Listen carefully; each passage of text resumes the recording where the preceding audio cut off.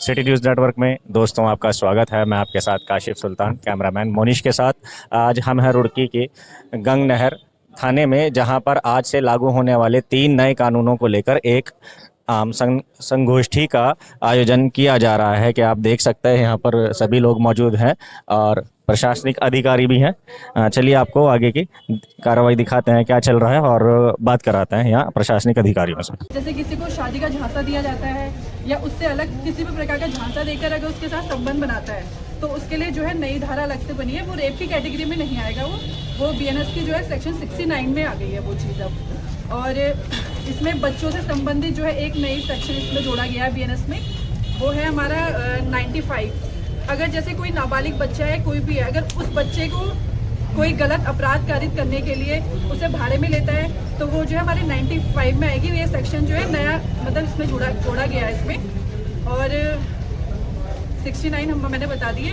बाकी इसमें जो गैंग रेप की सेक्शन है वो 70 में अलग से उसके लिए 70 में किया गया। पहले वो 376 की जो सब सेक्शन थी उसमें कवर होती थी 376 डी में, लेकिन उसे जो है 70 में कर दिया गया है। बाकी सेक्शन जो है उसमें अलग चेंजेस, मतलब सेक्शन का जो नंबर वो चेंज हुआ है। बाकी प्रक्रिया थोड़ी बहुत बदलाव आया प्रक्रिया में, बाकी वही चीज़ है उसमें। ये आज हमारे पूरे भारतवर्ष में जो नया कानून लागू हुआ है 1 जुलाई 2023 जो था उसे आज लागू किया गया है। 1 जुलाई 2024 को लागू किया गया है। उस संबंध में हमारे यहाँ एक गोष्ठी आयोजन किया गया था। उसमें स्कूल के बच्चे, स्कूल की टीचर्स, ग्राम प्रधान, गांव के व्यक्ति, सम्मानित व्यक्ति, पार्षद, सभी लोग यहाँ आए थे। सभी को जो नया कानून लागू हुआ है उसके बारे में जानकारी दी गई है और सभी को बताया गया कि आप इसका पालन करें। जो इसमें नए कानून में जो चीज़ें थी वो सभी को बता दिया गया है। और जो धाराओं में बदलाव हुआ है, सजा के प्रावधान में बदलाव हुआ है, जो विवेचना में जो गुणवत्ता वाली चीज़ें थी वो सब बता दी गई हैं। और जो एफआईआर हमारी ऑनलाइन वो थी ईमेल के माध्यम से, वो बता दिया गया है कि भाई ईमेल के माध्यम से आप एफआईआर कर सकते हैं। सभी लोग को नए कानून के बारे में जानकारी दी गई है। हमारे 3 कानून लागू हुए हैं, उनको सब कुछ इस बारे में बता दिया गया है। सर, पुराने कानून से ये नया कानून कैसे बेहतर है? नया कानून बहुत बढ़िया है। इसमें हर एक आदमी को न्याय मिलेगा और जल्दी न्याय मिलेगा। संशोधन जो इसमें धाराएं थी, धाराएं चेंजिंग मतलब हुई है। इसमें जो पहले धाराएं थी वो चेंज हुई है। महिला संबंधी अपराध था उसको एक जगह मतलब इकट्ठा किया गया है कुछ इसमें। बाकी जो इसमें इलेक्ट्रॉनिक्स की जो एविडेंस थी उसको वो किया गया है। और बाकी जैसे कोई आदमी अरेस्ट होता है उसकी सूचना थाने पर रहेगी, एक नोटिस बोर्ड पर रहेगी। बाकी जो एफआईआर आप ऑनलाइन भी, आप जीरो एफआईआर भी आप कर सकते हैं। कोई घटना कहीं बाहर होती है, आप संबंधित थाने में एफआईआर लॉन्च कर सकते हैं जीरो पे भी। और बाकी ऑनलाइन भी एफआईआर आप कर सकते हैं। उसमें मतलब काफ़ी सुविधा दी गई है। को क्या फायदा मिलेगा इसमें संशोधन? भाई देखो, किसी आदमी को, कोई आदमी थाने में अगर आने में असमर्थ है, वो आदमी घर बैठे अपना ईमेल के माध्यम से एफआईआर लॉन्च कर सकता है और न्याय बहुत जल्दी मिलेगा इन लोग को। सर, थाना एरिया बदल जाने की वजह से जो एक टालमटोल सी हो जाती थी कई बार कि हमारा थाना एरिया नहीं है, दूसरा लगता है, क्या उसमें भी चेंज आएगा? हाँ, उसमें अब ये ऐसा है कि मतलब जीरो एफआईआर हो जाएगी और जीरो एफआईआर से फिर उस एफआईआर को हम लोग संबंधित थाने को भेज देंगे। और कहीं से भी कोई भी बंदा बैठ के ऑनलाइन एफआईआर दर्ज कर बिल्कुल, कोई भी आदमी कहीं बैठा विदेश में किसी भी कोने से बैठ के वो एफआईआर लॉन्च कर सकता है ईमेल के माध्यम से। क्या इसका दुरुपयोग नहीं हो पाएगा? नहीं, उसमें जांच का टाइम दिया गया है, 3 दिन का समय है। उसमें 3 दिन के माध्यम के बीच में उस आदमी को बुलाया जाएगा, उसके सिग्नेचर होंगे और जिसमें 7 साल से कम सजा है उसमें 14 दिन का टाइम दिया गया है। 14 दिन में जांच होगी। अगर जांच में सही तथ्य पाए जाते हैं तो एफआईआर लॉन्च होगी उसमें। देखिए, मैं एडवोकेट नईम सिद्दीकी आज थाना कोतवाली गंग नहर रुड़की में यहाँ पर जो नए 3 कानून लागू हुए हैं उनको लेकर यहाँ जागरूकता कार्यक्रम को लेकर संगोष्ठी की गई थी और जिसमें ये बताया गया कि कौन कौन से सेक्शन कैसे कैसे चेंज हुए हैं, क्या प्रक्रिया चेंज हुई है और तीनों जो कानून है आईपीसी, सीआरपीसी और रेविडेंस, उन तीनों के जो है ना नाम भी चेंज हुए हैं और उनके सेक्शन भी चेंज हुए हैं।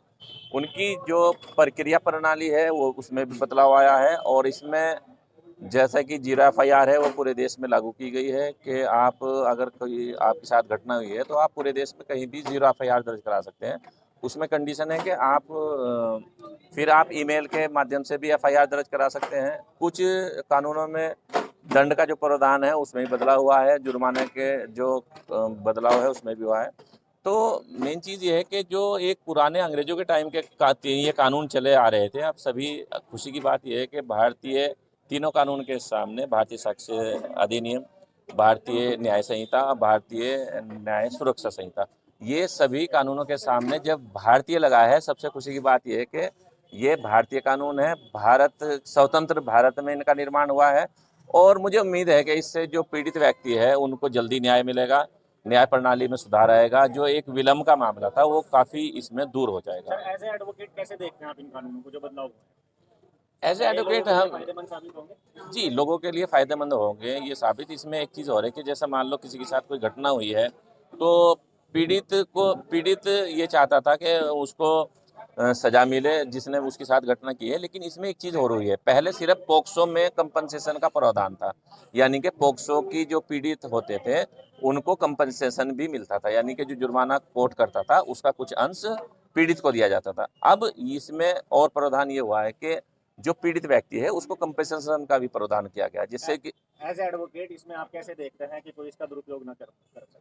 नहीं, अभी बड़ा अच्छा कानून ये लागू हुआ है और उसका दुरुपयोग होने की कम संभावना है, क्योंकि इसमें जो आपका इलेक्ट्रॉनिक एविडेंस है उसको ज़्यादा तरजीह दी गई है, वीडियोग्राफी को ज़्यादा तरजीह दी गई है। तो वो जो एविडेंस एक्ट है उसको, उसमें जो इलेक्ट्रॉनिक माध्यम है उसको ज़्यादा तरजीह दी गई है। क्या इसमें थानों के चक्कर नहीं काटने पड़ेंगे पीड़ित व्यक्ति को? पीड़ित व्यक्ति को पहले के मुकाबले थाने में कम आने की ज़रूरत पड़ेगी, क्योंकि आप घर बैठे ईमेल से एफआईआर कर सकते हैं, फिर आप इसमें 0 एफआईआर कर सकते हैं, यानी कि इलेक्ट्रॉनिक माध्यम काफ़ी इसमें यूज़ होगा और जो थाना कोर्ट कचहरी है के ज़्यादा चक्कर काटने की ज़रूरत नहीं पड़ेगी, न्याय त्वरित मिलेगा और जो अपराधी कानून से बचने के जो हथकंडे थे वो अपनाते थे वो काफ़ी देर वो नहीं अपना पाएंगे।